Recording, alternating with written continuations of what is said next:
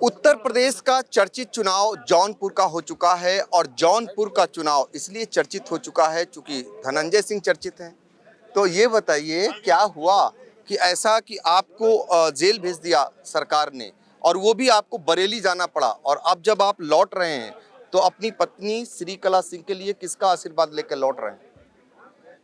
अब देखिए, लगभग 2 महीने बाद मैं जेल से छूटा हूँ। मैं गया दर्शन करने कैंची धाम, बाबा का आशीर्वाद लिया, फिर वहाँ से निकल के अपने क्षेत्र में जा रहे हैं। आज पत्नी ने नामांकन भी किया है और मुझे पूर्ण विश्वास है कि 4 जून को परिणाम आएगा, वो परिणाम हम लोगों के पक्ष में होगा। पश्चिमी उत्तर प्रदेश का देख रहे होंगे माहौल और यहाँ का माहौल देख रहे हैं, सारे क्षत्रिय समाज के लोग बड़ी तादाद में आपके साथ हैं और आपका मजबूती से जौनपुर में अपना इकबाल भी है।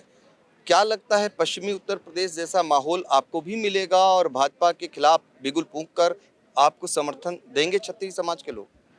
मैं किसी के खिलाफ बिगुल की बात नहीं है। लोकतंत्र में लड़ने का सबको अधिकार है और हिंदुस्तान में मल्टी पार्टी सिस्टम है, बहुदलीय प्रणाली है। सभी दलों को अधिकार है चुनाव लड़ने का।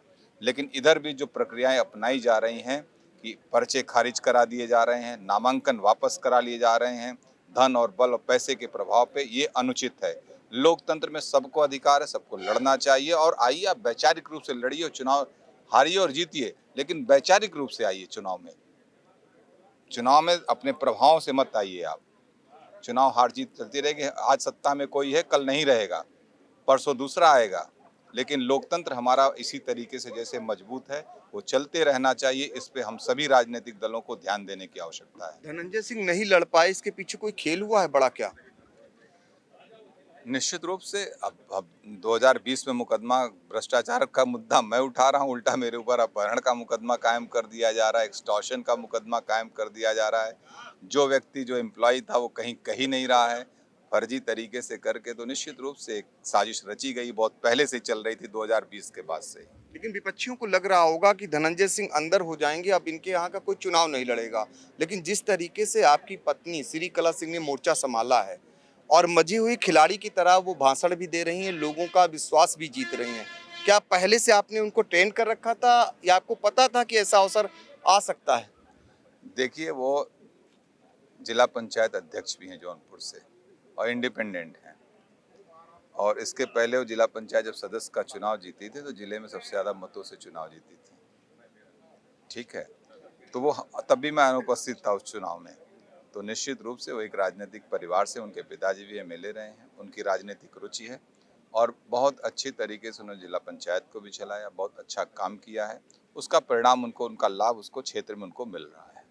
अच्छा, अब धनंजय सिंह नहीं लड़ पा रहे हैं, ये खबर आ रही कि ब्रजभूषण शरण सिंह का भी टिकट कटने जा रहा है। चल क्या रहा है उत्तर प्रदेश में? देखिए, मुझे नहीं मालूम है कि क्या हो रहा है, दूसरे दलों के विषय में जानकारी नहीं। लेकिन हाँ, हमारी पत्नी लड़ रही चुनाव और हम पहले तय था।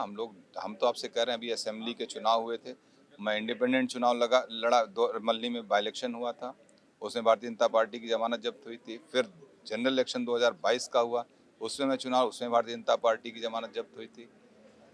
हमारे यहाँ तो हम लोग चुनाव लड़ते हैं अपना, हम किसी को नहीं करते। हम अपना चुनाव लड़ते हैं और स्वतंत्र रूप से लड़ते हैं और सबको समान रूप से देखते भी हैं। और कभी जनता के ऊपर नाजायज लालच, लोभ और दबाव के साथ हम लोग चुनाव नहीं लड़ते हैं।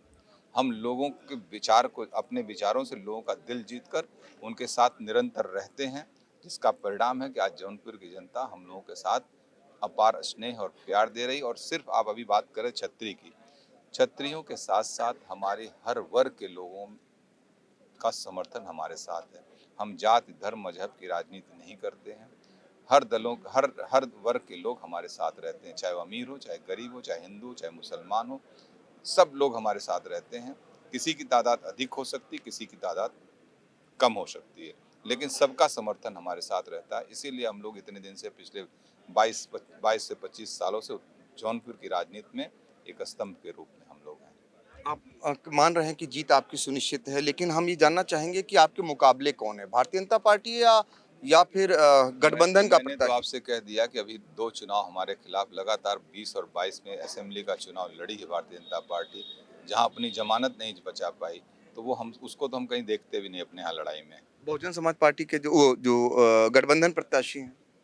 देखिए, उनके पास जातीय आधार का वोट बैंक है, लेकिन हम लोग चुनाव इसको अब मतलब चुनाव जीतेंगे, हम लोग अच्छे मतों से इसमें जीतेंगे, क्योंकि हमको हर वर्ग का समर्थन प्राप्त है। एक चीज और जानना चाहेंगे, आपकी पत्नी ने तमाम आशंकाएं जताई आपको लेकर, आपकी सुरक्षा को लेकर तमाम आशंकाएं जताई। अब क्या मानते हैं, आपको खुले माहौल में चुनाव प्रचार करने दिया जाएगा? देखिए, मैंने कहा ना, देश आज़ाद है, गुलाम नहीं है देश, और लोकतांत्रिक देश है। हम एकदम खुले उसमें वातावरण में चुनाव लड़ेंगे और लड़ाएंगे। बाकी जिसको जो अत्याचार करना होगा करेगा, उसका सामना भी किया जाएगा। इस बीच और एक खबर आई, अभय सिंह को लेकर फिर से मामला सुर्खियों में आ गया, और वो भी तमाम बयान आपको दिए होंगे, आपको सुनने में मिला होगा, शायद जेल में थे आप। उनका क्या कारण है इस तरीके से फ्रंट पे आना? देखिए, अभी राजनीति कर रहे हैं, राजनीति करने दिया जाए। कुछ लोगों को खाना भी नहीं हजम होता जब तक मेरा नाम न ले लें। मेरे नाम से कुछ लोगों की राजनीति चलती है, वो चलाते रहें अपनी राजनीति, ठीक है। और ये सब बयान हम लोग ना दें। कभी हम लोग इस विषय पे कभी और बात करेंगे चुनाव के बाद।